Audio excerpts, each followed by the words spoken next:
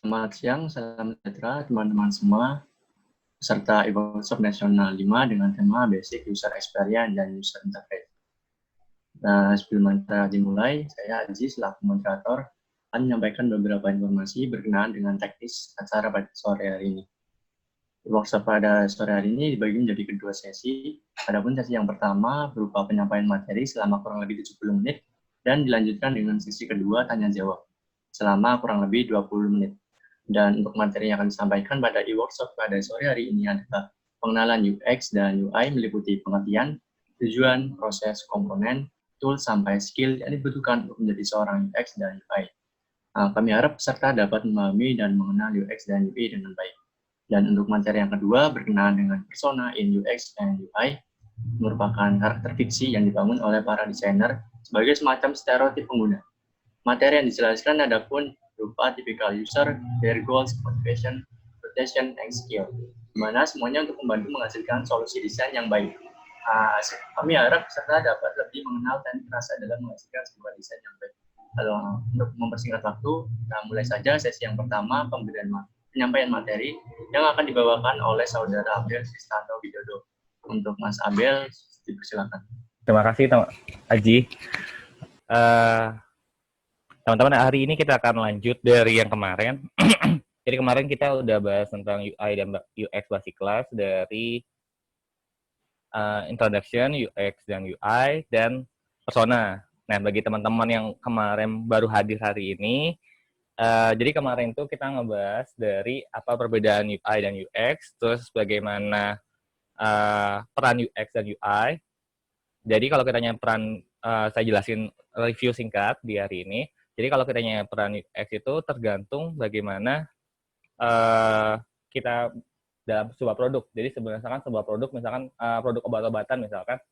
Jadi kalau kita nanya UI-nya itu adalah bentuk kapsulnya, tapi kalau kita nanya UX-nya itu adalah bagian isi kapsulnya. Jadi kan isi kapsulnya itu ada vitaminnya, vitamin A, vitamin B, C, dan lain sebagainya. Nah, itu adalah peran membedakan antara UI dan UX. Jadi kalau kita tanya UI itu dari segi tampilannya, dan UX itu bagian dari struktur yang di dalamnya. Nah, tentang kalau yang persona, ini akan berupa tools yang digunakan untuk mencari user requirement. Jadi nanti ntar teman-teman yang udah ngerjain tugas yang kemarin, kita akan bahas singkat buat apa aja sih yang bisa digali ternyata dari user yang udah teman-teman temuin. Nah, hari ini kita akan membahas tentang step by step UX dan step by step UI. Nah, jadi nanti ntar di step by step UX ini kita akan membahas dari segi metodologi, prinsipal, dan nanti saya akan rekomendasi buat teman-teman yang masih baru tentang UX dan UI dan pengen belajar tentang UX yang UI, nanti saya kasih rekomendasi dari risetnya apa, tools apa yang bisa digunain, sampai teman-teman bisa buat prototype. Sama dan ntar di UI, nanti ntar saya juga jelasin kompetisi apa yang harus diperlukan bagi seorang user interface, terus toolsnya apa aja, nanti ntar kita akan bahas di step by step UI-nya. Oke, kita mulai dulu dari metodologi UX. Jadi kalau dalam sebuah produk dikatakan baik itu jika memenuhi 7 aspek. Nah, 7 aspeknya itu apa aja sih kriterianya? Nah, kriterianya itu ada learnability, memorability, reduce error rate, efficiency, subjective, certification, trust, dan enjoyment. Jadi kalau kita learnability itu adalah ketika user pertama kali masuk ke dalam produk, misalkan produk itu adalah sebuah website Lazada, jadi ketika pertama kali menggunakan, orangnya tersebut sudah langsung mengerti untuk menggunakannya. Sedangkan di memorability-nya adalah ketika dia mau gunain lagi, dia nggak usah belajar lagi, ngulang dari awal, tapi dia sudah mengerti. Dengan reduce error rate, jika ingin menciptakan sebuah aplikasi yang menyenangkan, maka perlu adanya error yang kecil. Jadi kesalahan-kesalahan yang itu diminimumkan. Keempat, efisiensi, task, dan fitur-fitur yang tersedia dapat dilakukan dengan cepat. Dan yang kelima adalah subjective certification, bagaimana kita menyenangkan sebuah individu itu sendiri. Dan trust itu bagaimana user percaya bahwa informasi yang kita sampaikan itu sesuai. Misalkan kalau kita menjual suatu produk kecantikan, ya udah itu benar produk kecantikan, bukan yang lain, atau itu produk bohongan misalkan. Nah, terus enjoyment, ini menyenangkan dan memuaskan. Sebagai contoh, ini kita misalkan ada page buat fitur nyetel musik. Misalkan di sini Nah, ketika ini ada fitur yang ini nih, ini orang bisa tahu nih kalau ini bisa buat nyetel lagunya. Terus di sini ada judul albumnya apa, cafe, lounge, musik, terus pengaturan mau diputarnya jam berapa. Terus kalau kitanya ada gambar rotate, ini putarnya diputar ulang-ulang dan ada strike ini buat yang maju terus lagunya diputar seperti itu. Jadi ketika itu simbol maupun tulisannya itu sudah mengartikan apa fungsi dari fitur itu tersebut. Jadi itulah yang kriteria yang dibutuhkan dari sebuah user memberikan pengalaman user yang baik. Nah, setelah kita mengetahui pengalaman user yang baik, kita akan membahas dari metodenya. Jadi kalau metode dalam sebuah user experience itu berdasarkan Unger and Chandler tahun 2009 itu ada 6. Pertama itu ada plan, define, design, develop, deploy, dan extend. Jadi kalau kita singkat itu adalah plan itu adalah bentuk strategi, approach, dan tim structure. Jadi dalam sebuah user experience itu biasanya bekerja dalam sebuah tim, entah itu developer, user, dan user experience. Terus habis itu membentuk strategi apa untuk menyelesaikan sebuah masalah itu sendiri. Nah, habis itu ketika udah menentuin nih masalahnya apa, kita define kebutuhannya apa. Misal contoh kita ngebahas contohnya aja langsung. Misalkan kita ingin melihat aktivitas kita, user activity-nya apa. Nah, orang pengennya, user requirement-nya ingin dia bisa ngelihat dalam berapa tempo waktu. Misalkan one day, this week, this month, itu seperti apa. Jadi nanti ada fitur yang bisa menampilkan ini yang di pojok kanan atas, define kebutuhan usernya. Nah, habis itu iteration atau visual concept. Jadi ini kita buat nih tampilan seperti ini dulu, visualnya aja dulu belum bisa digunain. Nah, setelah itu baru kita buat prototyping. Prototypingnya nanti ntar bisa diklik ininya, tombol di switch-nya, nanti ntar bisa ada pilihan. Terus deploy, nanti ntar si usernya kita berikan fitur ini, terus dia bisa menggunakan atau enggak. Kalau kitanya bisa menggunakan, baru bisa launch. Nah ini juga bisa karena sekarang lagi pandemi, teman-teman bisa nih kalau kitanya buat fiturnya ini terus diberikan kepada customer, misalkan lewat Behance atau dalam bentuk GIF, terus si usernya itu bisa ngeklik apa aja yang bisa dikembangkan dari fiturnya itu. Nah itu nanti teman-teman ngasih tahu nih apa aja yang harus diklik dan itu sebagainya. Si usernya bisa nggak mengerjakannya. Terus habis itu making improvement, karena ketika berhenti dalam satu titik pengembangan fitur, jadi nanti produknya itu nggak sesuai perkembangan zaman. Makanya penting adanya making improvement setiap saat. Nah, pendekatan yang ada dilakukan dalam user experience itu ada 3. Pertama, waterfall approach, ada agile approach, dan terakhir adalah modified approach. Nah, waterfall approach ini adalah seperti namanya, waterfall, jadi air terjun, jadi di mana penyelesaiannya itu dari atas, satu demi satu, dari atas sampai paling bawah. Bedanya adalah kalau kitanya di waterfall, ini ada approval dari pemilik aplikasinya. Misalkan kalau kita teman-teman seorang user experience, terus kerjanya di Gojek. Nah, kebetulan yang punya CEO-nya misalkan Pak Nadiem misalkan CEO-nya sekarang. Nah, terus teman-teman mau nyelesain kasus yang ada di Gojek, teman-teman harus nemu masalahnya, harus dilaporin dulu nih ke Pak Nadiem. Pak Nadiem setuju nggak kalau kitanya mau dilanjutin atau enggak? Nah, kalau kita setuju lanjut, baru teman-teman boleh desain. Tapi kalau kita belum setuju, teman-teman diharapkan nggak boleh desain dulu, tunggu approval dulu. Makanya dengan menggunakan waterfall ini, waktunya memerlukan waktu yang banyak karena setiap perpindahan sesi perlu adanya approval. Jadi define itu nentuin masalah, desain itu kita membuat mock-up-nya atau desain awalnya, terus develop-nya itu bentuk prototyping, terus sama usability, baru deploy-nya itu adalah tes dari dan pengembangan dari produknya itu sendiri. Nah, bedanya dengan agile ini adalah bagaimana memenuhi kebutuhan user, tapi lebih fleksibel. Karena tiap fiturnya itu nggak perlu adanya approval. Jadi mau define, design, develop, deploy itu nggak ada approval. Approval-nya bedanya adalah di akhir ketika fiturnya udah selesai. Jadi pendekatannya itu bertahap. Jadi iterasi 1 misalkan fitur pembelanjaan. Misalkan kalau kita mau bedah Lazada misalkan. Nah, di Lazada ada fitur pembelanjaan, fitur checkout, sama fitur cek profil. Nah, fitur pembelanjaan dibuat dulu nih, define, design, develop, deploy. Udah jadi, oke, lanjut ke iterasi kedua masuk ke check out, define, design, develop, deploy, udah selesai, oke, lanjut iterasi ketiga itu profile, cek profile, define, design, develop, deploy. Nah, udah semua fitur-fitur yang teman buat, udah selesai semua, baru diberikan kepada pemilik dari aplikasinya itu sendiri. Baru approve, baru bisa deploy secara rilis ke launch. Jadi deploy di sini adalah cuma sebatas dari internal aja. Nanti ntar deploy rilisnya ini baru ke masyarakat. Nah, ini lanjut ke ini. Nah, pasti teman-teman udah nggak asing dengan namanya Lean UX.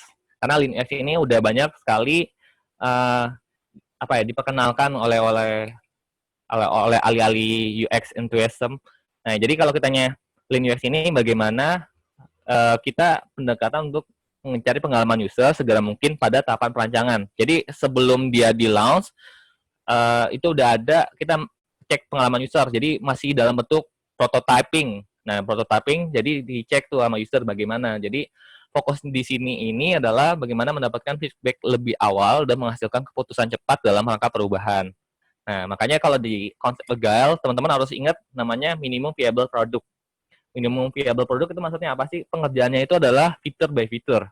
Nggak langsung final product. Misalkan kayak tadi saya sebutkan bahwa tadi ada fitur check out, fitur pembelanjaan, fitur check profile. Nah, itu fitur by fitur, nggak langsung final product. Jadi bertahap. Jadi salah satu di Lean UX ini adalah harus memenuhi konsep pertama adalah minimum viable product. Nah, tahapan Lean UX ini cuma 3. Pertama, think, yaitu ide apa aja yang dibutuhkan untuk memenuhi kebutuhan user.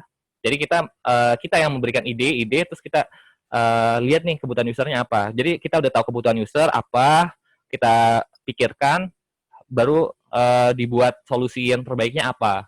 Setelah udah dapat solusi yang terbaik, kita udah pikirkan, baru kita make itu membuat tampilan visual dari apa yang udah di solusi terbaik. Setelah solusi terbaik udah terbentuk, baru dicek, divalidasi prototyping. Nah, jadi di bagian cek validasi prototyping ini baru diberikan kepada user untuk lihat testing. Nah, Lean ini biasanya berbentuk dalam tim kecil. Intinya ada user, designer, sama developer. Jadi kolaborasi secara kontinu. Seperti itu. Selanjutnya ada Google Design Sprint. Nah, ini Google Design Sprint ini salah satu pendekatan baru di Agile, yaitu bagaimana untuk merancang aplikasi bagi startup yang bergerak cepat. Nah, ini sesuai yang digambar. Pertama, Monday, dia itu membuat make dan choose a target. Jadi ini unpack dulu nih. Bagaimana tim sharing ide untuk memenuhi kebutuhan user.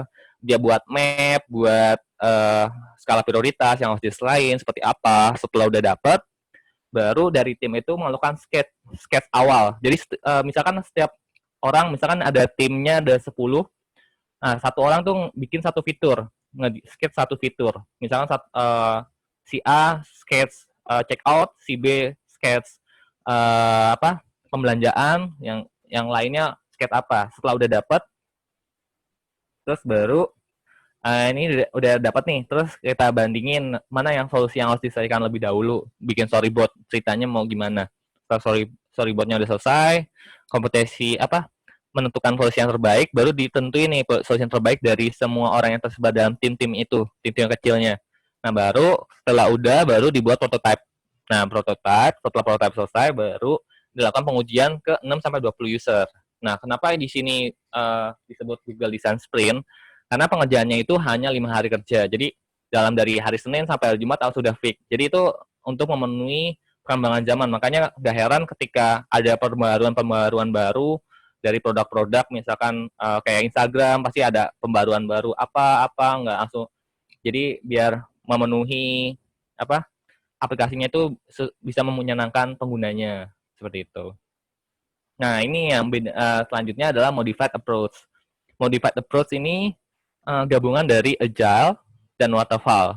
Jadi approval-nya itu di setiap iterasi, setiap fitur yang udah diselesaikan. Jadi di sini pemilik aplikasinya itu approval-nya di setelah iterasi 1. Misalkan iterasi 1 adalah pembelanjaan. Jadi setelah pembelanjaan di approval dulu nih, dicek. Setelah oke, baru masuk iterasi kedua. Selanjutnya sampai iterasi ketiga, baru dirilis. Nah, itu perbedaannya. Jadi kalau kitanya pendekatannya ada 3, berarti Agile, terus waterfall sama modified approach. Nah, ini yang harus teman-teman pertimbangin ketika terjun sebagai user experience. Apa tools pendekatan apa yang mau teman-teman gunakan. Nah, jadi pemilihan pendekatan terbaik itu berdasarkan tujuan, waktu, dan kemampuan tim. Semisal kalau kita dalam tim nggak bisa bergerak cepat, ya udah memikirkan harus menggunakan agile misalkan.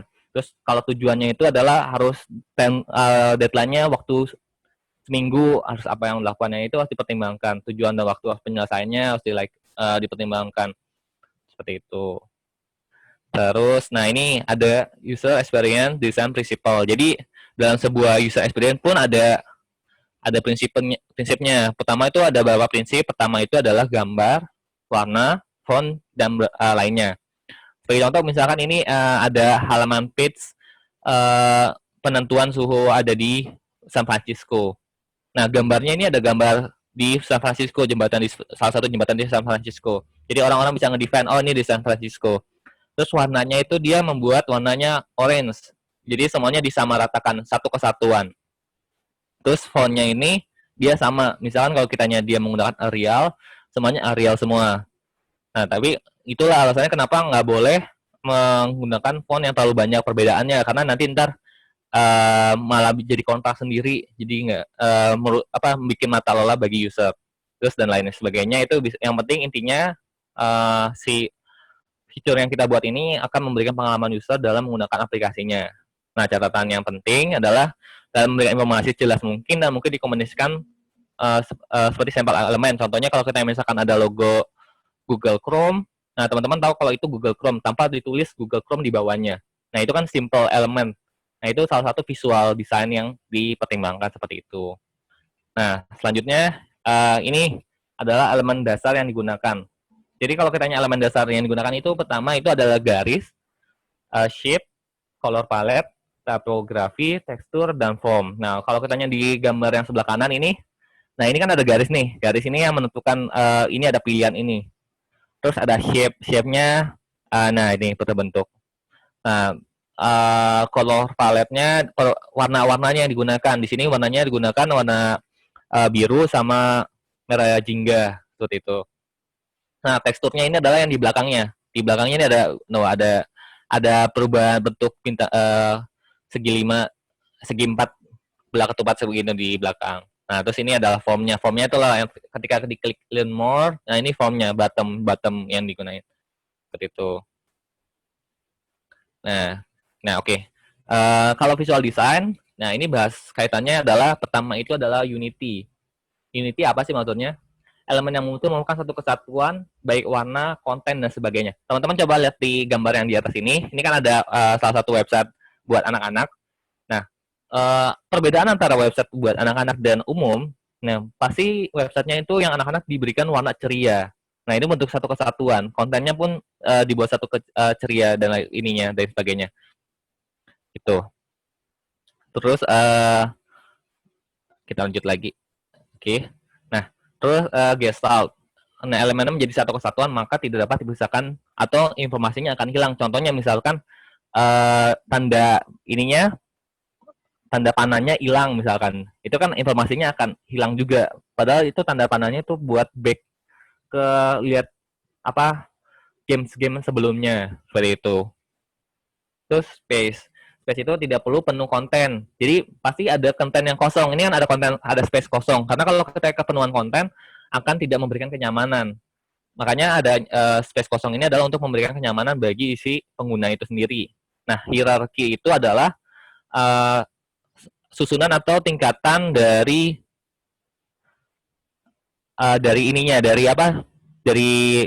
webnya ini. Misalkan kalau kitanya di Kompas ya. Ini Kompas misalkan saya klik bagian edukasi. Nah, edukasi ada bagian sekolah, pendidikan khusus, sekolah, beasiswa, dan perguruan tinggi. Ini kan adalah bentuk hierarki. Jadi ada susunan tingkatannya. Ketika ngeklik edukasi ada ininya. Terus ada arus, balance, satu keseimbangan, tidak ada yang menonjol. Jadi ini kan seimbang nih. Kalau yang website anak-anak. Jadi nggak ada menonjol satu sama lain. Ukurannya sama. Gitu. Habis itu kontras. Penggunaan warnanya sesuai target penggunanya siapa, mau itu orang dewasa, orang bisnis, atau anak-anak itu kan ada berbeda masing-masing. Terus scale itu ukuran dari rancangan itu. Nah, dominance ini adalah highlight design. Nah, kalau teman-teman lihat kan pasti ada headline berita nih. Nah, ini kan bakal ada 5 titik internet gratis untuk pelajar Kota Tangerang. Ini kan headline. Nah, headline-nya ini adalah sebagai dominance. Jadi biar uh, usernya itu langsung melihat si dominance apa sih yang mau kita dominance ini. Nah, itu yang diutamain. Ini juga nih kalau yang di anak juga dia dominance di bagian games-game yang sering digunain. Nah, habis itu similarity adalah kesinambungan dari kontennya. Kontennya itu ya, kalau misalkan berita, atau ya nggak harus isinya ada game juga. Jadi kalau berita, nih kompas.com kan nggak mungkin ada gamenya juga di dalam kompas.com ini. Sama juga kalau di anak, kalau misalkan ini adalah game buat anak, nggak mungkin tiba-tiba ada berita. Itu adalah similarity. Jadi aspek-aspek visual desainnya ini juga dipertimbangkan. Ini ada 9. Gitu. Nah, lanjut di interaction. Nah, interaction ini adalah bagaimana kita membuat sebuah aplikasinya itu sesuai usernya. Jadi harus mempertimbangkan 2. Pertama itu beginner atau expert. Kalau beginner, jadi orang-orang itu yang awam banget, misalkan orang tua misalkan masih belum update tentang teknologi misalkan contohnya. Nah, makanya kan itu harus ada pemberitahuan gimana cara menggunainnya, ada panduannya. Sedangkan kalau expert itu yang ya anak-anak muda yang misal sering menggunakan handphone, gadget dan lain sebagainya kan udah mengerti penggunaannya tanpa harus diajari. Nah, makanya penting adanya sebuah panduan dalam sebuah interaksi dalam penggunaan fitur-fitur yang kita berikan. Selanjutnya dari interaction, ini ada psikologinya. Nah, psikologinya adalah erat kaitannya bagaimana kita mempertimbangkan kenyamanan bagi user. Nah, kenyamanannya itu dalam segi apa sih? Kenyamanannya itu mempertimbangkan dari mental model, interface metaphor, sama affordance.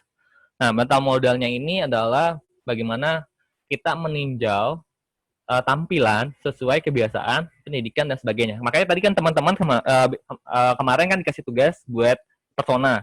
Persona kita ngelihat kebiasaan usernya ngapain nih? Biasanya dia menggunakan bermain games atau Mobile Legends dan lain sebagainya. Terus pendidikannya dia masih kuliah di mana dan sebagainya, itu yang akan digunain tahap lanjut buat di user experience. Jadi data-data persona itu sendiri. Itu mental modelnya seperti itu nantinya. Nah, setelah udah dapat nih kriterianya, misalkan kita ini contoh kebelakangan membuat map perjalanan dari San Jose sampai Berkeley. Nah, bagaimana ini ngasih informasinya lebih sederhana mungkin. Jadi targetnya umum kan, dari orang dewasa sampai anak muda. Nah, makanya ya ini dibuat formalitas mungkin. Nah, makanya dibuat seperti ini.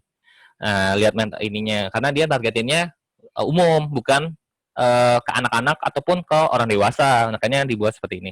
Kalau kita misalkan buat anak-anak mungkin digambarnya ceria atau bintang-bintang, terus ada ininya gambar kuda dan lain sebagainya biar menarik catching buat anak. Atau kiranya buat dewasa ya seperti ini. Orang dewasa yang penting simple. Terus habis itu interface metaphor. Jadi simbol-simbolnya itu harus mudah dipahami user. Misalkan contohnya yang di sebelah kanan ini ada gambar kayak pena. Pena ini kita harus misalkan mengganti rutenya dari mana ke mana. Terus ada garis 3 nih. Garis 3 ini menu yang lainnya. Terus abis itu ada lainnya, ini ada wisata-wisata terdekatnya ada apa aja gitu, seperti itu.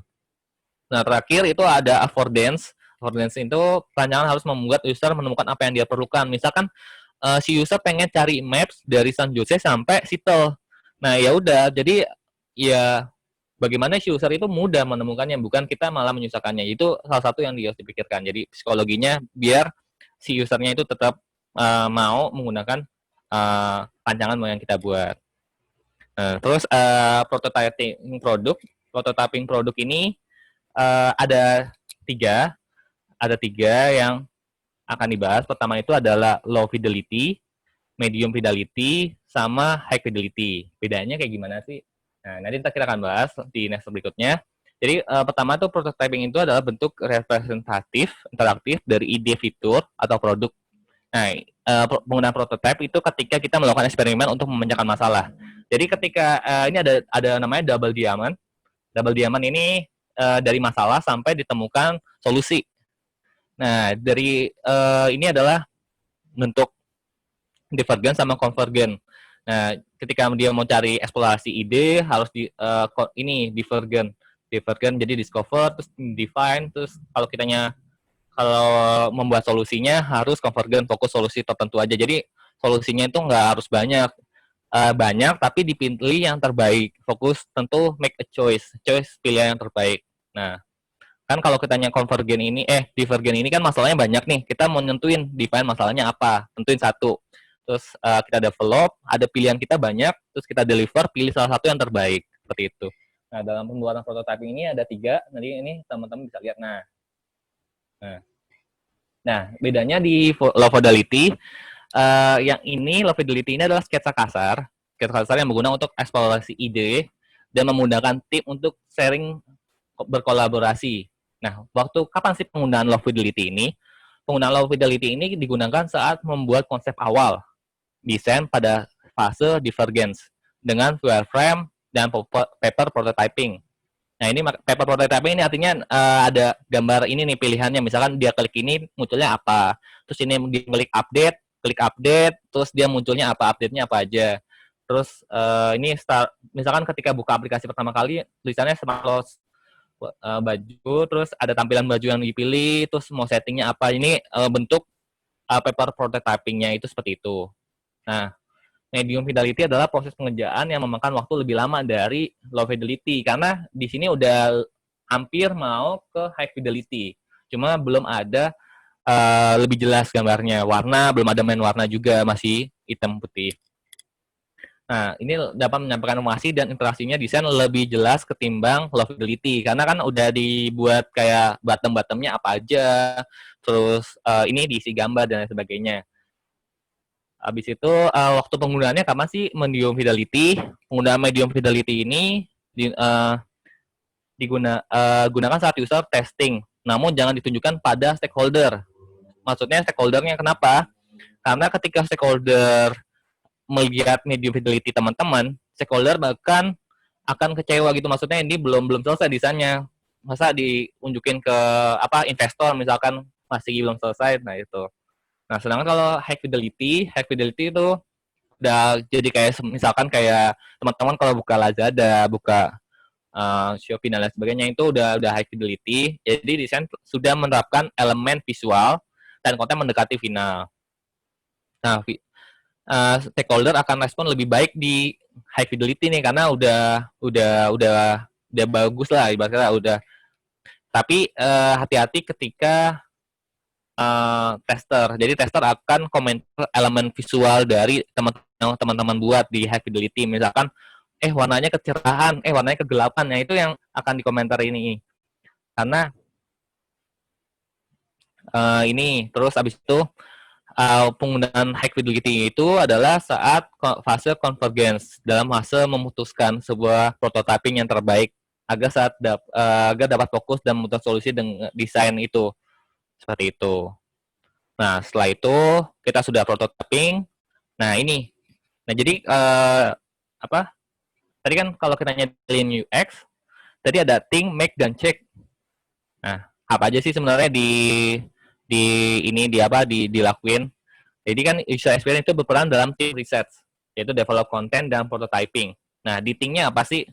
Di think-nya itu nanti teman-teman ngelakuin riset, yaitu bisa user requirement, cari user requirement buat personanya seperti apa, terus dilihat nih di tes itu dirinya di apa pengujian mau dilakuin, pengujian apa, prototyping-nya mau dilakuin seperti apa.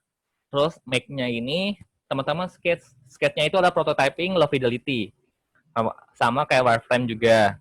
Terus teman-teman buat hipotesis itu yang seperti kemarin kalau kita buat persona kan ada hipotesis awalnya itu yang digunain buat di make. Terus buat value sama proposition, apa yang membedakan fitur apa yang membedakan dengan yang kompetitor misalkan dengan membandingkan kompetitor lainnya. Nah, setelah itu udah dibuat, lanjut ke ceknya itu menggunakan analisis atau A/B testing atau user metric dan lain sebagainya. Nah, ini tools yang bisa teman bisa gunakan. Nah, ini misalkan di fase think teman-teman kan masih mengintroduction apa yang mau teman-teman lakukan. Nah, teman-teman bisa melakukan, kalau kitanya sekarang ini bisa menggunakan Zoom sama Google Meet, atau bisa menggunakan Behance. Jadi nanti kita ketemu usernya itu ketemu, tetap muka, mau sharing-sharing gitu. Nah, kalau udah dapet Project Discover itu bisa pakai Google Form, ya lihat evaluasi dari merekanya bagaimana, mereka menilai, atau teman-teman buat di kertas, terus centang-centang jawaban-jawaban dari usernya itu sendiri. Kan jawaban usernya itu bisa teman-teman lakuin misalkan dari user interview, terus survei, dan lain sebagainya, itu yang kemarin dijelaskan sebelumnya di hari pertama. Nah, setelah teman-teman udah buat ini, baru teman-teman buat wireframing. Wireframingnya dari teman-teman bisa menggunakan Mockflow. Jadi kalau teman-teman search di Google, ketik Mockflow, nanti teman-teman bisa buat wireframing. Wireframing itu kalau saya bilang itu seperti medium low fidelity, tapi ngasih sketch juga gitu. Terus habis itu desain mockup-nya itu bisa teman-teman pakai Adobe XD, misalkan kalau kitanya ini Adobe XD juga udah gratis kok sekarang, Adobe XD, jadi nggak usah pakai ini, tapi cuma ada fitur-fitur yang terbatas buat yang ini bagi desainer. Terus Just in Mind, Figma juga bisa buat lebih teksturnya lebih beda di perwarnaan. Di Figma bisa ngelihat warnanya apa aja yang bisa dipilih. Terus prototypingnya bisa di Marvel sama Protopie. Nah ini ntar ini adalah software-software yang bisa teman-teman gunain buat membuat wireframing sampai prototyping. Nah, terus testingnya teman-teman bisa pakai usability hub. Jadi teman-teman ketik di Google usability hub, nah di situ nanti teman-teman misalkan sudah buat fitur maksudnya sudah buat page-nya, teman-teman cukup masukin fitur apa yang teman-teman kembangin di sana. Habis itu nanti ntar ada penilaian. Jadi penilaian itu nggak dari Indonesia aja, jadi ntar seluruh dunia, tapi teman-teman bisa ngebatasin usianya berapa, terus mau negara mana, misalkan mau orang Indonesia aja bisa, mau seluruh dunia pun juga bisa. Terus nanti ntar itu bisa dinilai nih fitur hasil yang rancangan teman-teman tuh seperti apa, seperti itu. Nah, kita lanjut ke user interface. Nah, bicara user interface ini kayak gini, seperti ini. Jadi user interface itu intinya adalah bagaimana kita membuat brand gambarnya. Maksudnya kalau kita bahas tentang aplikasi, bagaimana aplikasi itu menunjukkan brand dari aplikasinya. Misalkan dia menunjukkan aplikasi yang elegan. Nah, warnanya apa sih? Warnanya misalkan kuning, misalkan kuning emasan, atau agak ungu, atau lain sebagainya. Terus kalau kitanya dia sukanya maco, misalkan warnanya dibuat hitam, ada lain sebagainya. Gitu. Dan ntar itu penyesuaian dari brandnya dari si perusahaan itu sendiri. Jadi kalau kita pengertian dari user interface itu adalah lagi bagaimana memperhatikan interface yang memposisikan brandnya. Nah, UI designer mempertimbangkan warna sama kombinasi. Nah, contohnya kalau kitanya ini website Asibri, nah ini kan warnanya warna-warni ya, jadi lebih mencolok. Jadi memang dia itu seni, menonjolkan seninya itu sendiri. Ya itu yang dipertimbangkan dari UI-nya. Nanti dikombinasikan menjadi UI elemen. Jadi mereka mempertimbangkan warnanya karena dia seni kan abstrak, jadi warnanya tuh harus dicampur-campur dan lain sebagainya. Terus tulisannya, fontnya apa biar gagah, kokoh. Nah, terus atau kitanya emang abstrak banget ininya, tulisannya dibuat apa gitu. Nah, aslinya sebagai brandnya itu buat lebih besar daripada yang lain, karena biar nonjolin ini acaranya aslinya gitu seperti itu. Lanjut, ini kita berikutnya ini akan bahas tools apa yang bisa teman-teman gunain buat sebagai user interface. Nah, sebagai user interface ini ya banyak hal yang dapat dilakukan oleh seorang UI, mulai membuat mockup, desain, dan segala apapun yang dibutuhkan dari proyek. Nah, teman-teman bisa menggunakan software itu mulai dari Adobe Photoshop, Illustrator, After Effects, Adobe XD, Figma, sama Sketch. Nah itu teman-teman bisa menggunakan software-nya. Nah, kalau teman-teman pengen terjun di UI, skill yang teman-teman harus gunakan adalah sketching, yaitu bagaimana teman-teman membuat gambarnya, terus rendering itu hasilnya produk yang udah jadi itu loh dihasilkan, terus riset, pola pikir riset, creative thinking, convergent thinking, tadi kan menentukan solusi yang terbaik, terus sama visual design. Visual design itu yang tadi sebelumnya dibahas, apa aja kriteria visual design dari garis dan lain sebagainya, itu yang dipertimbangkan. Terus yang teman-teman harus apa ya kuatkan ketika kalau teman-teman untuk mau terjun di UI, itu teman-teman harus mengerti warna, karena warna itu memiliki artinya masing-masing. Jadi misalkan merah itu berani, terus kuning itu apa, hijau itu apa, itu yang teman-teman harus pertimbangin. Teman-teman harus ngerti, oh saya mau membuat produk buat Lazada, Lazada mau saya buat brandnya seperti apa gitu. Itu teman-teman harus mempertimbangkan warna-warnanya, transparannya, atau lain sebagainya, itu yang dipertimbangkan. Terus tipografinya itu adalah huruf-hurufnya. Huruf-hurufnya ukuran huruf, di bold atau enggak, dan lain sebagainya. Dan terakhir programmingnya. Programmingnya bagaimana program dari sistemnya itu sendiri. Karena kalau kitanya UI-nya nggak tahu sistem dalam pola pikir sistem programmingnya itu, ya nanti akan sulit untuk membedanya seperti itu. Terus sociability-nya itu berinteraksi dengan tim, karena nanti ntar UI ini bekerja dalam tim juga, nggak sendiri seperti itu. Nah, karena kemarin kita bahas tentang yang ini studi case ini, tapi kita coba kalau teman-teman buka di laptop, teman-teman udah buka Just in Mind, kita buka Just in Mind, kita coba bagaimana buat salah satu penggunaannya lah ibaratnya. Nah, kita coba buat sederhana aja. Jadi kita coba ya, kita buka di Just in Mind. Nah, ini kan tampilan awal Just in Mind. Jadi teman-teman kalau kitanya udah ini, pasti nanti ada klikannya beginner atau expert. Nah, kalau kata teman-teman masih awam, boleh klik beginner. Tapi kalau kata teman-teman udah ini, klik expert. Nah, nanti ntar new plugin prototype. Nah, ini. Jadi ntar di sini adalah arsitektur apa yang mau teman-teman gunain. Mau iPhone, iPad, Android, terus Android tablet. Nah, itu bisa teman-teman sesuaikan. Gitu. Nah, misalkan klik next ya, next. Nah, terus teman-teman ukurannya mau berapa? Ukurannya. Ini ukurannya bisa misalkan mau 5 inci, berapa inci. Nah, itu teman-teman bisa sesuaiin. Misalkan inilah ya, coba ya. Di sini kita klik finish. Nah, terus ini loading ini library-nya.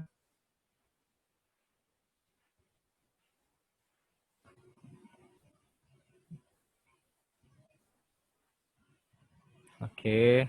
Nanti ntar di sini teman-teman bisa juga simulasi ini. Nanti ntar pergerakan dari dari prototipe mau seperti apa gitu. Jadi ntar kita get started. Nah, ini dikasih tahu nih widgetnya mau apa aja mau ditaruh. Jadi cuma di drag aja cara penggunaannya. Terus ini mau perbesar atau perkecil. Nah, terus ini ada screen-nya yang digunain. Terus properties-nya. Terus ini outline-nya. Nah, oke. Ini apa yang terjadi. Terus yang ini mau simulasi. Dan kita mulai prototyping-nya. Nah, kira kalau kita teman-teman mau mulai, misalkan kita buat dari yang, misalkan teman-teman mau taruh di websitenya ada gambar foto, misalkan. Terus fotonya kita gedein, ya, digedein, terus ditaruh tengah. Oke, terus diklik. Kalau kita teman, ini kan fotonya kosong ya. Nah, klik 2 kali, nanti ntar bisa ada pilihan fotonya. Terus masukin, misalkan mau masukin ini. Nah, masukin, udah masuk. Kan fotonya udah masuk nih. Udah. Terus teman-teman mau pengen kasih jelasan ini apa? Misalkan dikasih teks. Nah, di teks ini misalkan ini free.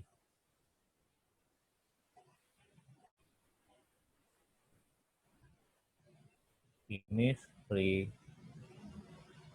Nah, terus ini bisa diatur nih teman-teman mau di tulisan yang di bold, terus ukurannya berapa, diatur di atasnya. Nah, Nah, terus teman-teman mau lihat nih di Innisfree, terus di Innisfree terus ada jelasin Innisfree-nya apa. Misalkan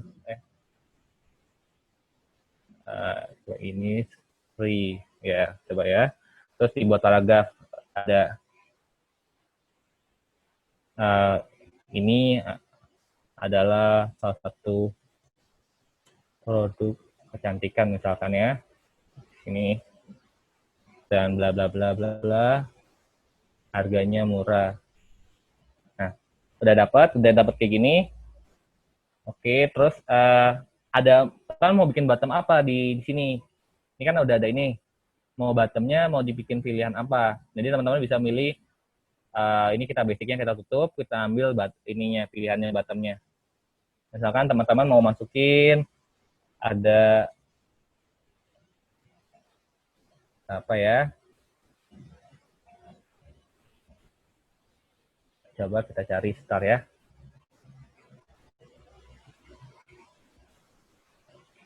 Nah, rating star kita misalkan ada rating starnya, biar produknya tahu nih si Innisfree-nya urutan berapa. Nah ini kan bisa teman-teman atur. Jadi nanti ketika diklik ini ada dua apa lakuin sesuatu apa di sini. Nah ini kan ada Innisfree. Terus ketika itu udah dapet from bottom-nya, habis itu di ini misalkan mau adanya bottomnya kita masukin bottom. Nah bottomnya kita tulis check out misalkan check out. Oke, udah check out, tulisannya check out di sini. Nah, terus ada mau gambar love-nya buat kalau kita mau disimpan.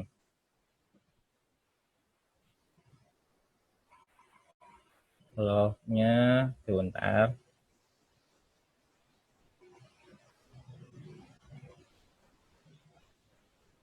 Love. Nah, nih ada gambar love-nya. Nah, kayak gitu. Nah, udah dapat. Nah, tapi ini out-nya nanti kemana? Teman-teman bisa atur nih. Ketika diklik 2 kali, diatur di event-nya. Event-nya mau apa? Add event. Nah, choose trigger-nya. Ketika diklik check out itu dia mau kemana? Nah, teman-teman bisa mau atur nih. Apakah dia di tab, diklik, atau diklik keyboard atas, atau gestur tangan, di swipe, atau diapain ya, atau gimana enaknya teman-teman. Misalkan kita buat di tab aja deh, di tab. Nah, ketika di tab mau muncul apa? Aksinya apa? Mau aksinya misalkan link to, jadi pindah ke page selanjutnya, terus berubah warna, dia hilang, muncul, terus set aktif, set value, di pause, atau rotate, atau lain sebagainya ini yang teman, atau play video bisa. Kita misalkan anggap aja link to. Nah, ini kan udah di link to. Nah, ini screen yang sekarang. Jadi teman-teman buat screen baru. Di screen baru ini di sini. Nah, anggap aja ini screen 2. Screen 2. Nah, teman-teman klik screen 2-nya misalkan di screen 2. Jadi ketika diklik akan pindah ke screen 2. Oke. Terus garit. Nah, jadi ini kan udah ada pola pikir ini nih. Ketika diklik dia pindah ke sini. Oke. Terus kita pindah ke screen 2. Di screen 2 misalkan ada apa? Ada jadi teman-teman bisa jelasin ininya, jelasin apa yang kamu beli. Misalkan biayanya berapa, harga Innisfree-nya jadinya 30.000 misalkan di sini.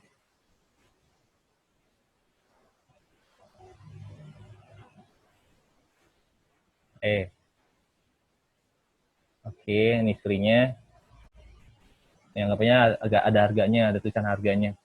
Harganya di sini di tulisan. Oke.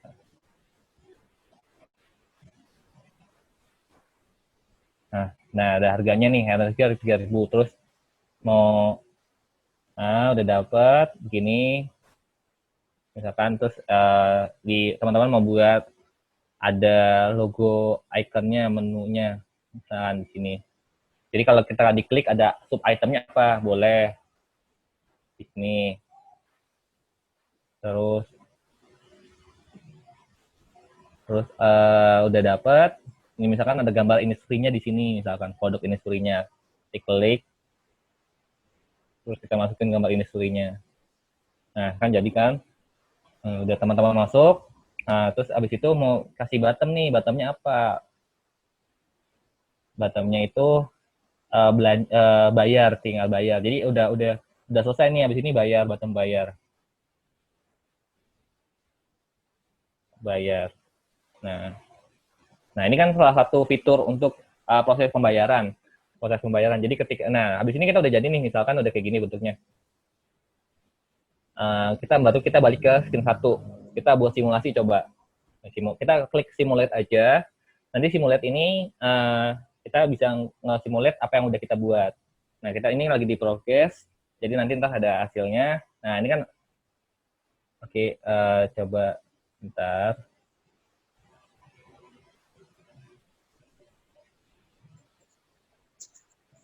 Nah, ini progresnya kayak gini. Jadi ini bisa diklik. Jadi teman-teman bisa ngeklik nih, kalau kitanya ini ada bintangnya mau berapa, bisa dibuat. Misalkan kalau kitanya dari pelanggannya udah kasih bintang Innisfree-nya 4, nah ini bisa keluarkan di sini sekian. Terus mau kasih love. Nah, love ini ada gambar love-nya misalkan. Nah, ketika saya klik check out, ini akan pindah ke halaman ini yang harus saya bayar. Kayak gitu. Jadi ini salah satu cara termudah. Jadi ini kan nggak harus teman-teman programming. Kalau kitanya misalkan kalau teman-teman main di aplikasi kan, teman-teman program nih kalau di website apa aja harus diklik, terus dirumusin apa. Misalkan kalau if ini diklik, intinya muncul apa. Kalau ini kan teman-teman langsung klik ini aja udah jadi. Terus kalau kitanya udah selesai, udah baru back lagi kita ke tampilan awal. Nah, seperti itu. Nah, itu cara termudah. Nanti ntar ini teman gunain buat melanjutin proto persona yang teman-teman udah buat. Misalkan teman-teman belum buat tampilan website-nya kayak user experience-nya mau seperti apa, teman-teman belum buat, nih teman-teman bisa menggunakan Just in Mind. Nah, terus kalau kita teman-teman mau bahas kita coba tentang wireframe, kita coba wireframe-nya kita gunain Moklo misalkan. Ya, di sini. Misalkan ini. Nah, ini kan wireframe. Ini saya buka klik aja di Moklo. Moklo ini kita nggak usah download. Kalau kitanya Just in Mind ini perlu download ya. Jadi download dulu aplikasinya baru bisa digunain. Tapi kalau Moklo ini langsung buka di browser. Jadi kalau teman-teman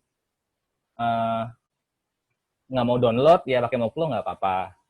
Nah, setelah awal, teman-teman harus nentuin arsitektur apa yang mau teman gunain. Misalkan teman-teman mau buka Sketchy buat iPhone, masukin iPhone-nya ke sini. Nah, oke. Nah, ini kan ada gambar iPhone-nya. Nah, terus apa yang mau teman masukin di ini? Misalkan ada gambar, ada foto. Elemen fotonya dimasukin nih, image. Nah, teman-teman masukin image di sini. Nah, oke. Udah masuk. Nah, terus ada juga kita masukin lagi tulisan teksnya. Teksnya di sini. Misalkan nih jelasin ini Innisfree. Nah, ini ada jelasin ini Innisfree. Terus ada bottomnya. Nah, bottomnya. Oke, terus bottomnya kita tulis check out. Check out. Nah, udah check out, udah dapat ini. Terus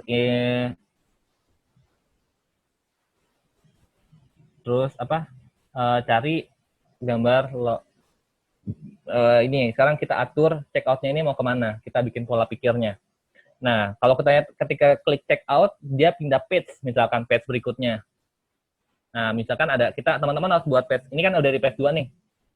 Nah, ini page 1-nya. Misalkan kalau ketika diklik di sini check out, dia pindah ke page 1. Ya. Terus ini teman-teman pikirnya gini. Select link, terus teman-teman klik page 1. Nah, create. Nah, udah jadi nih. Nah, kita coba di review. Nah, ketika teman-teman klik ini check out, dia akan pindah ke sini. Nah itu. Jadi nanti ntar sesuai teman-teman aja mau dibuat seperti apa. Jadi menyesuaikan. misalkan mau buat fitur check out. Nah, di fitur check out, nanti ntar teman-teman kayak gini, seperti ini, gitu. Itu salah satu contoh yang teman-teman bisa gunain. Mau teman-teman buat wireframe pakai Moveflow atau mau buat prototyping pakai Just in Mind juga boleh. Gitu. Jadi kan yang penting teman-teman tahu fungsi ketika penggunaan wireframe dan ketika penggunaan prototyping. Gitu. Kita kembali ke slide. Mana slide-nya? Oh ya. Oke. Nah, kemarin kan kita udah buat BBS text-nya buat persona dari ininya. Nah, mungkin dari panitia boleh di-share apa yang udah dikerjain teman-teman.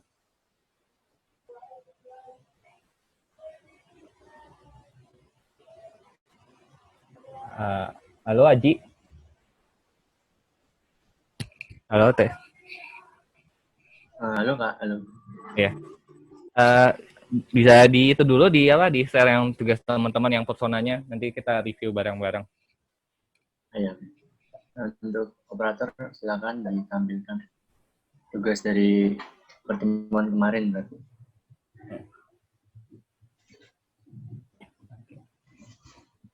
Oke. Nah, jadi gitu. Tapi teman-teman kalau misalkan ada yang mau, nah ini ya, Teh. Oh ya. Nah ini udah jadi. Nah ini kan udah jadi nih. Ini salah satu udah jadi prototypingnya. Produknya tampilannya apa. Tapi ketika teman mau buat seperti ini, teman-teman harus lihat dulu nih di studi case ditulis brand color-nya adalah warnanya biru, sedangkan yang di sini warnanya kuning. Nah ini harus dipertimbangkan lagi nih ketika membuat prototype seperti ini. Makanya diubah lagi warnanya, karena kita bukan berdasarkan apa yang warna kita suka, tetapi apa developer atau user yang butuhkan gitu. Jadi diubah seperti itu. Oke, next. Nah ini sama yang tadi ya. Oke, next. Oke, ya yang tadi sama tetap. Nah, oke. Boleh dibahas bentar? Oke. Main fiturnya itu item product description. Oke, ada part itu self image, terus ada gambar IK, oke, boleh. Desainnya nanti. Terus user account-nya that provide information about user, terus sample information about user. Nah, oke, boleh. Nah, ini teman-teman udah boleh nih kayak gini, tapi ada ininya nggak? Usia personanya, atau udah kayak gini aja?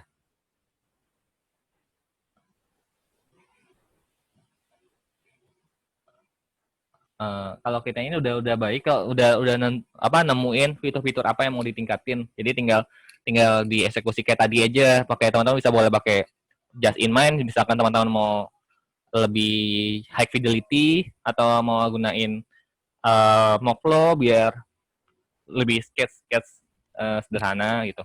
Boleh di next lagi aja nggak apa-apa?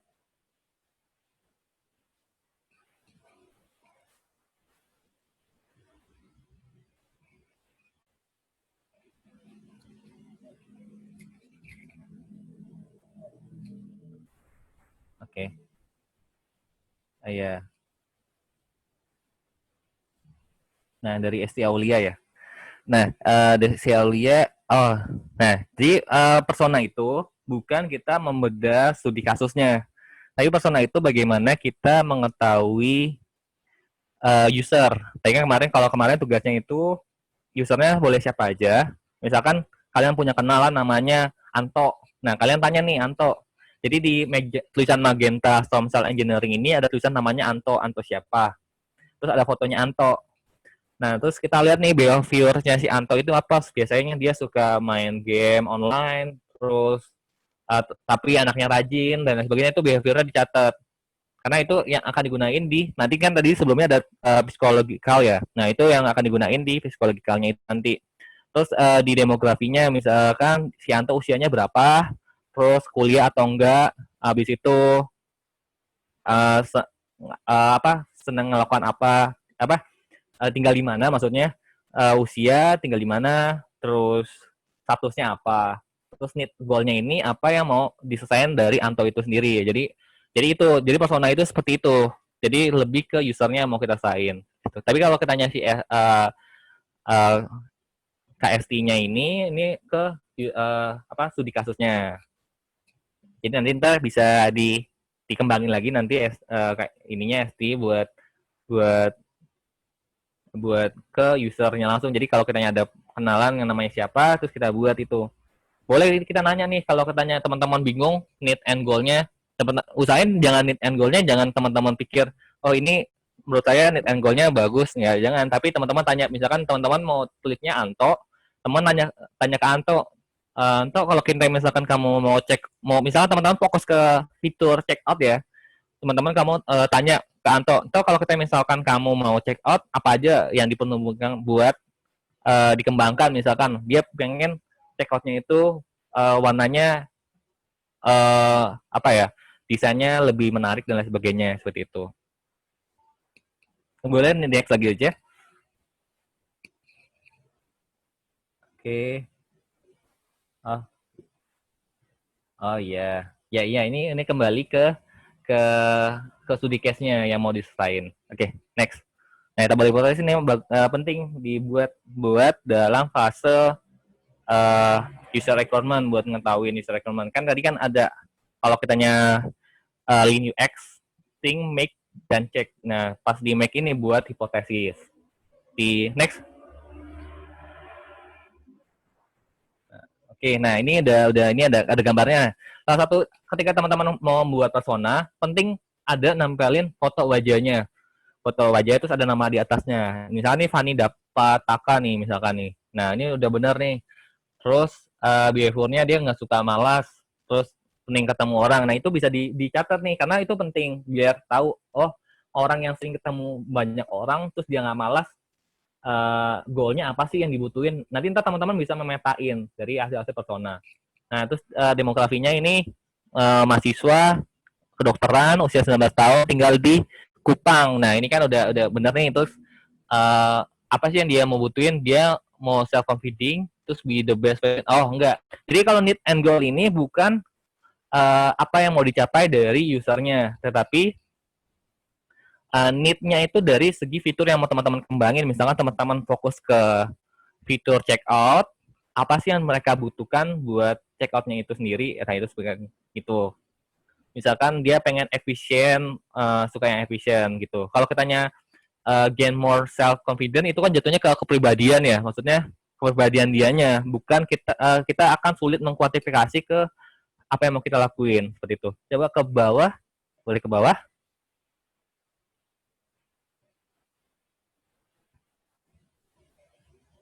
Nah, ini kan fiturnya ini ada face scan.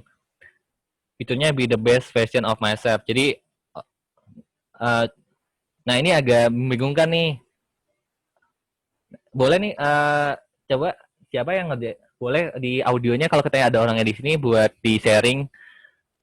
Maksudnya face scan-nya buat di apa? Terus question box-nya namanya siapa? Kalau boleh tahu. Di ininya. Kalau teman-teman ada yang punya ini, boleh di-sharingkan.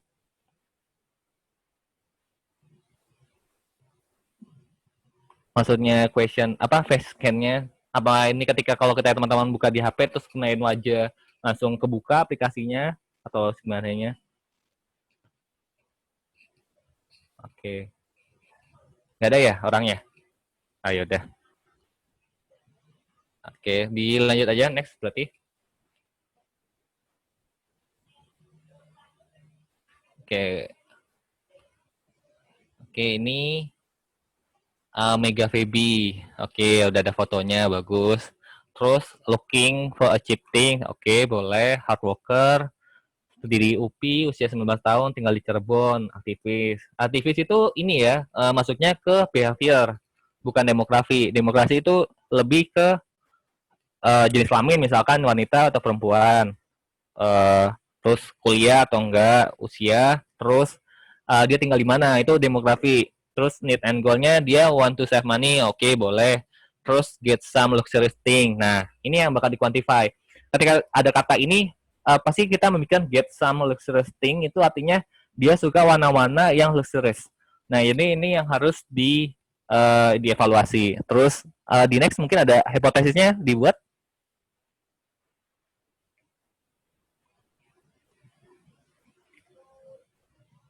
Oh ya, hipotesisnya. Oh ya, hipotesisnya tuh conditional discount. Oke, boleh. Terus like view feature. Oke, setting, sing, ya. Oh, jadi maksudnya lihat situasi realnya. Oke, boleh.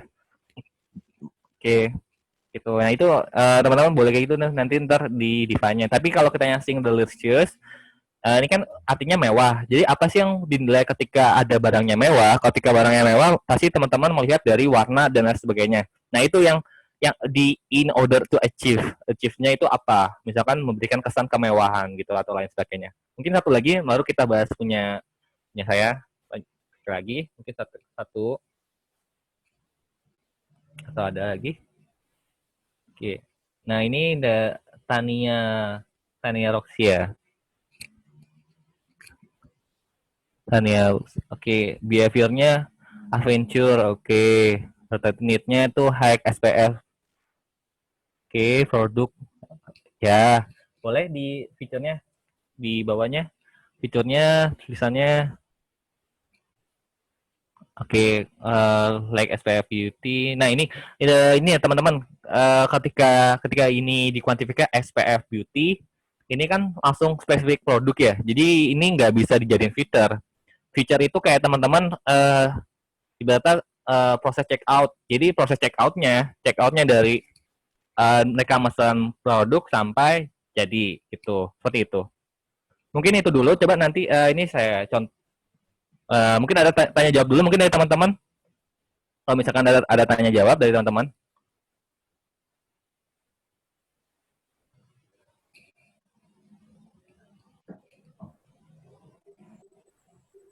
Baik, luar biasa sekali materi yang telah disampaikan oleh Mas Abel. Terima kasih Mas Abel atas materi juga review dari pengerjaannya. Dari rekan-rekan bisa ada yang mau ditanyakan. Untuk mekanisme bertanya sendiri melalui chat dengan format nama _ pertanyaan. Ataupun by voice dengan menanyakannya secara langsung. Oke. Silakan. Iya. Ya, dari Aji sendiri gimana Ji tadi soal tadi tentang UX dan UI? Untuk UX sama UI jujur masih pemula sih Mas, masih mengikuti. Ya, oke.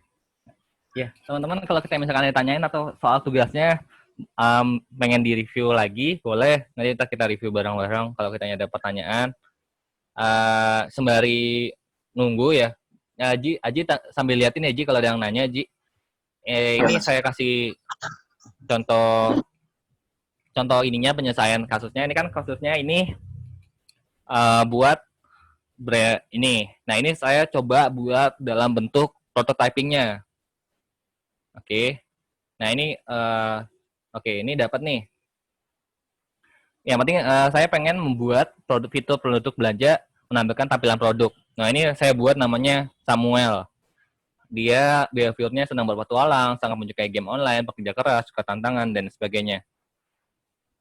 Terus dia demokrasi, fresh graduate, 22 tahun, tinggal di Pokoto, sedang belajar kebijakan pemerintahan, misalkan demografinya. Terus need and goal-nya, si ininya, tampilan produk yang sesuai kenyataan dan indikator. Nah, terus yang mau saya di hipotesisnya ini ada dua nih kan, need goal-nya tuh tampilan produk yang sesuai kenyataan sama indikator penilaian. Jadi nanti saya mau buat start inform sama produk inform. Outcome-nya adalah kepercayaan pengguna sama dua-duanya kepercayaan pengguna sih keduanya. Gitu. Terus sambil nunggu pertanyaan teman-teman baru nanti ntar saya jawab abis ini. Setelah udah dapat nih dari case-nya, nah nanti ntar besok teman-teman tes berikutnya coba teman-teman buat kayak tadi kan udah dicontohin pakai Mockflow sama Just in Mind. Teman-teman buat nih dari hipotesis yang teman-teman udah buat dijadiin dalam bentuk prototyping. Yang tadi kan sebelumnya ada yang buat prototyping tapi warnanya ada perubahan. Nanti ntar teman-teman bisa disesuaikan. Nah, ini contohnya kayak gini. Nah, jadi kan ketika dia mau beli Innisfree, ini kan ada bintang-bintang nih buat indikator nih produknya bagaimana. Ketika saya ngeklik add to chart, terus lihat nih apa aja yang udah ini kembali ke menu awal. Jadi ada foam, skin mist, ada oil. Jadi ketika udah beli add to chart, terus balik ke menu awal kayak gini tampilan awalnya. Terus ketika saya klik keranjang diklik V-chart, terus ada tampilan ini baru buy now. Nah itu salah satu fitur yang mau dikembang. Ini fitur untuk menyelesaikan ini, yaitu tampilan produk yang sesuai kenyataan. Karena nanti di sini saya mau lebih menunjukkan produknya ini. Jadi di tampilan awalnya ini kan tampilan awalnya yang di tengah, yang topiknya ini gambar-gambarnya aja sama produknya. Ini kan gambarnya. Jadi belum ada penjelasan. Jadi itu yang mau desain dari user. Nah, karena warnanya dia mintanya warna biru, ya udah ini dibuat warnanya biru seperti itu. Gitu. Oke, lanjut Ji, kalau kita nyari pertanyaan dari teman-teman. Nanti teman-teman boleh coba buat kayak gini, nggak harus sekreatif teman-teman aja, bagaimana.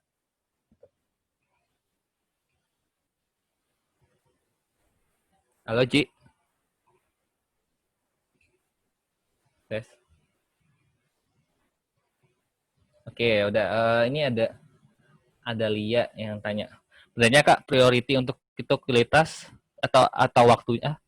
Prioritinya itu kualitas atau waktu ya? Apakah dengan pendekatan waktu yang singkat, apakah akan mempengaruhi kualitasnya? Mungkin dari Fatma, mungkin maksudnya boleh dinyalain audionya? Boleh dijelasin apa maksudnya? Pak Lia, dari Lia.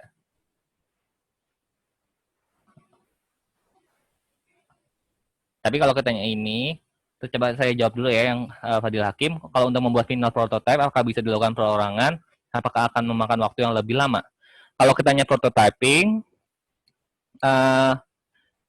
itu lebih baik dibuat bersamaan. Jadi nanti ntar teman-teman lebih baik dibuat paper prototype. Paper prototype itu jadi nanti ntar teman-teman buat di dalam kertas, disimulasiin kertasnya, terus kayak diklik-klik terus munculnya apa. Jadi paper di dalam paper, bukan dalam bentuk di aplikasi. Kalau kitanya langsung dibuat kayak aplikasi pakai Just in Mind kan lama transisinya ya. Kita buat kotak-kotak terus masukin ini. Kalau kita mending langsung buat di paper prototyping. Jadi teman-teman buat di kertas, lembar kertas, ada satu apa gambar apa, terus nanti diklik terus pindah kemana. Jadi itu nggak harus pakai komputer, pakai digambar aja, digambar pakai gambar seperti itu.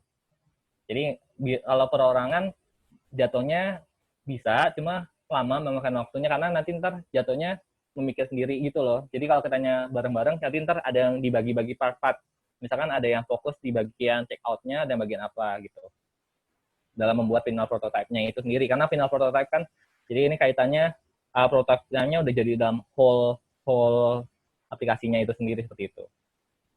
Dari Hakim, kalau Fadilah Hakim, kalau misalkan kalau masih kurang jelas, boleh ditanya lagi. Terus kalau kitanya dari Lia, saya masih belum nangkap pertanyaannya apa, tapi kalau kitanya kualitas ininya, maksudnya misalkan menggunakan metode yang Google itu Kak, hanya dengan waktu pengerjaan selama seminggu, apakah risikonya besar untuk kualitas yang menurun daripada yang dikerjakan selama sebulan, apa gimana Kak? Oh iya, oke, nggak apa-apa, Lia. Jadi gini, kalau yang Google Design Sprint itu kan waktunya 5 hari. Nah itu emang buat startup buat mengejar pitching. Nah gitu. Karena mereka itu kerjanya nggak cuma kelompok kecil. Biasanya itu kalau kita di Google Design Sprint itu dalam berapa tim. Jadi dibagi-bagi tim itu. Jadi isinya tuh bisa nyampe 10 atau 20 orang ngebuat langsung dibagi-bagi.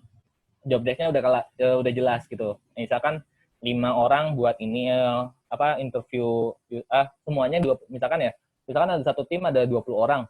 Nah, dari 20 orang ini dibagi lagi nih 4. Jadi ada 5 tim. Nah, 5 tim ini pertama dia menyebar nih semua nyari masalah. Dari nyari masalah, terus mereka udah dapat nih, hari keduanya baru mereka buat dari masalah yang mereka temuin. Misalkan tim 1 nemuin masalah usernya itu adalah check out. Terus kalau tim 2 masalah pembelanjaan. Nanti udah dapet. Nah, nanti ntar di idiot itu nentuin mana yang harus fitur yang utama yang harus diselesain. Udah selesai baru berikutnya prototyping, baru dicek ke user 6 sampai 20 user. Nah, itu biasanya itu buat ke startup.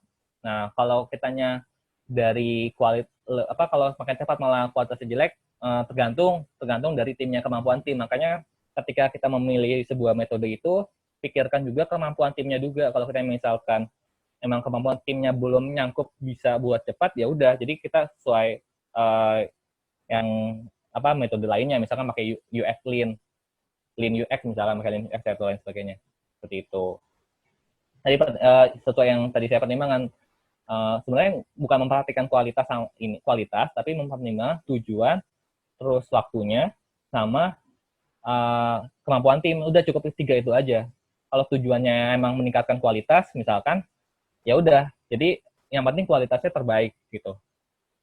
Kalau katanya tujuannya itu adalah bagaimana dia bisa merebut pasar, ya udah, apa aja yang harus dilakukan, waktunya harus singkat atau apa. Nah, itu dipertimbangkan seperti itu.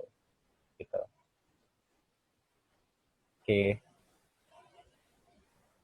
Oke, ya sama-sama. Kalau teman-teman ada lain, sambil menunggu pertanyaan teman-teman, ini saya juga mau sharing.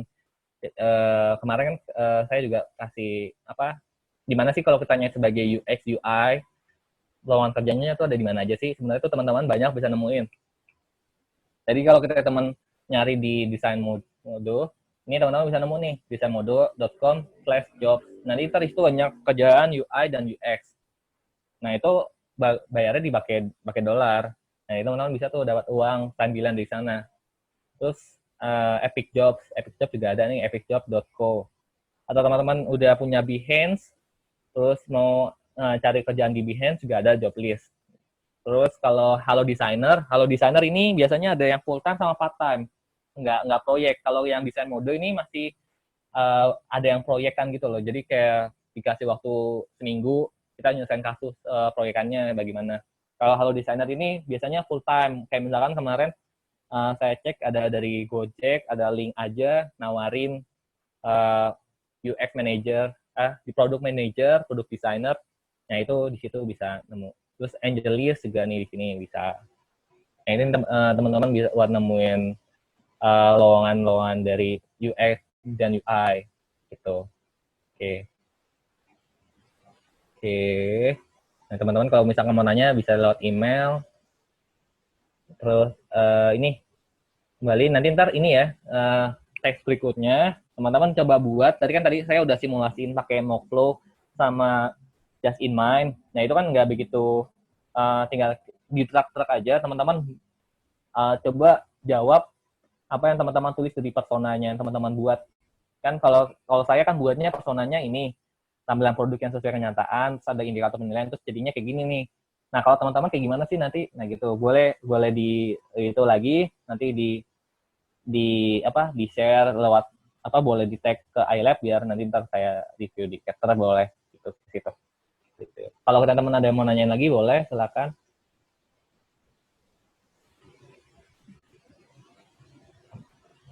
Ya, sudah lah. Oke, Raffi Putra nanya, apakah memperhatikan latar belakang pendidikan atau portofolio? Tergantung perusahaan yang dilamar. Perusahaannya itu emang dia mengejar kualifikasi orangnya atau enggak. Misalkan kalau kitanya dia harus minimal punya lulusan apa misalkan dan lain sebagainya. Terus pernah bekerja di mana, misalkan udah punya experience 2 tahun atau 3 tahun di perusahaan e-commerce misalkan. Nah, itu yang dipertimbangkan. Soalnya ya itu yang menjadi pembeda. Kalau teman-teman cuma nggak ada portofolio kan orang juga nggak tahu juga kemampuan teman-teman itu seberapa. Misalkan orang-orang kalau katanya cuma saya bisa UX loh, tapi teman-teman nggak punya portofolio juga kan orang nggak tahu kemampuan teman-teman apa. Makanya itu penting portofolio. Terus kalau katanya pendidikan sama latar belakang itu adalah option sebenarnya. Kalau katanya perusahaan itu lebih ngelihat ke portofolio aja sih sebenarnya.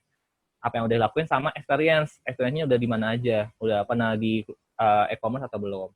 Tuh. Kalau latar belakang, mau misalkan teman-teman pendidikannya dari masih SMA, tapi udah portofolionya udah mumpuni, udah mewah, udah wow gitu, ya pasti diterima gitu.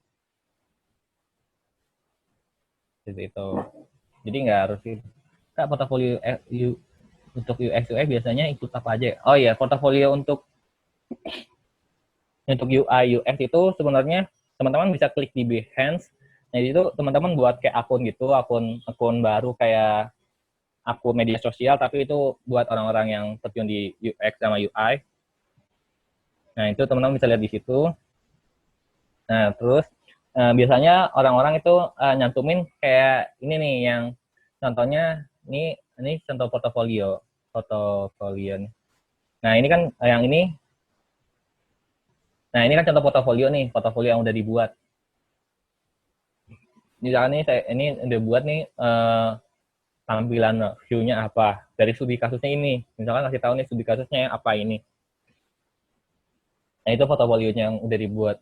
Ya, atau apapun nih, kayak misalkan misalkan nih teman-teman udah buat ini, kayak gini misalkan, atau apa, ini yang sebelah kanan ini nih, yang map, ini kan juga portofolio nih, jadi lebih ke hasil yang udah teman lakuin sih, dan apa yang ciri khas teman buat, seperti itu.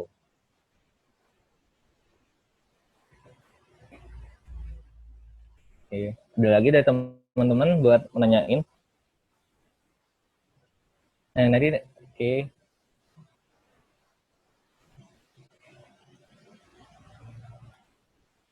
Oke, ada lagi dari teman-teman? Oh iya, kalau poster flyer tentang brand awareness bisa jadi portofolio, Kak. Misal desain billboard, poster. Oh, boleh dimasukin kalau katanya buat itu kan juga portofolio hasil teman-teman sendiri. Jadi nggak apa-apa dimasukin. Tapi kalau katanya teman-teman masukin ke dalam kayak misalkan ke Behance, ya udah, jadi nanti ntar hasil portofolio teman-teman udah umum gitu loh, orang-orang bisa lihat punya teman-teman. Jadi artinya udah nggak privasi lagi hasil yang punya teman-teman buat itu sendiri. Jadi nanti ntar siap-siap hasil teman-teman udah tersebar luas gitu. Itu jadi kayak sharing sih sebenarnya. Kalau katanya masukin ke Behance itu portofolionya itu lebih sharing. Oh, saya buatnya kayak gini-gini, terus mereka buatnya seperti gini. Jadi sharing apa yang udah dibuat oleh teman-teman itu sendiri, seperti itu. Nah, ya boleh Adinda kalau katanya mau masukin flyer tentang itu. Tapi masukinnya yang tepat, misalkan kalau katanya memang kamu mau terjun di UX UI, bisa dimasukin ke Behance, atau misalkan kalau katanya biar orang umum juga nyampe, Adinda juga bisa masukin ke LinkedIn misalkan. LinkedIn kan orang umum tuh dari pekerja dan lain sebagainya gitu, teman-teman. Nah, itu bisa dilihat tuh. Jadi ntar bagaimana sih apa yang udah Adinda lakuin, nah itu bisa dilihat tuh seperti itu. Oke. Ya, ada lagi dari teman-teman? Ya, kalau dari teman-teman nggak ada yang mau ditanya lagi, kita tutup aja dengan berakhirnya sesi pertanyaan yang jawab ini. Berakhir pula workshop sore hari ini.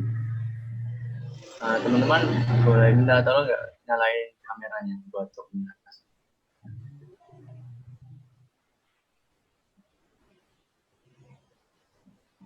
Oke.